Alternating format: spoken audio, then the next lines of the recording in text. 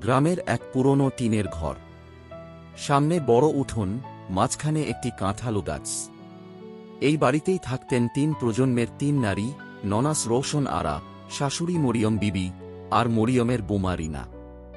ননাস রোশন আরা ছিলেন সংসারের মূল শিকড়। বয়স হয়েছে, চোখে কম দেখে, তবু ভোর হলেই উঠে উঠোন ঝাড়ু দিতেন। তাঁর কথাতেই বাড়ির নিয়মকানুন চলত। শাশুড়ি মরিয়ম বিবি ছিলেন একটু কড়া স্বভাবের। সংসারের হিসাব, রান্নাঘর, সবার দায়িত্ব সবকিছু নিজের হাতে রাখতে চাইতেন। অনেক সময় রিনাকে বকাঝকাও করতেন। আর রিনা বাড়ির বউ, শহর থেকে বিয়ে হয়ে এসেছে। শুরুতে এই গ্রাম, এই নিয়ম, এই কড়া শাশুড়ি সবকিছুই তার কাছে অচেনা লাগত।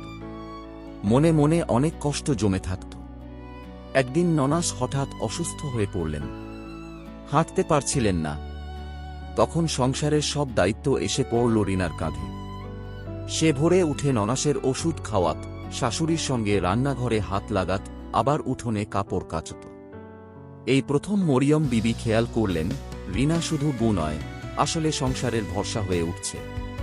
এক সন্ধ্যায় ননাস ধীরে ধীরে বললেন, সংসার টিকে থাকে বোঝাপড়ায়, শাসনে নয়, মমতায়।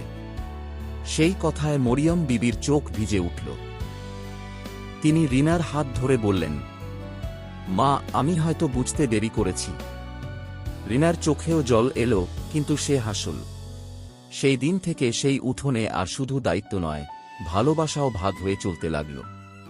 ননাসের আশীর্বাদে, শাশুড়ির স্নেহে আর বউয়ের যত্নে একটি সংসার সত্যিকারের ঘর হয়ে উঠল।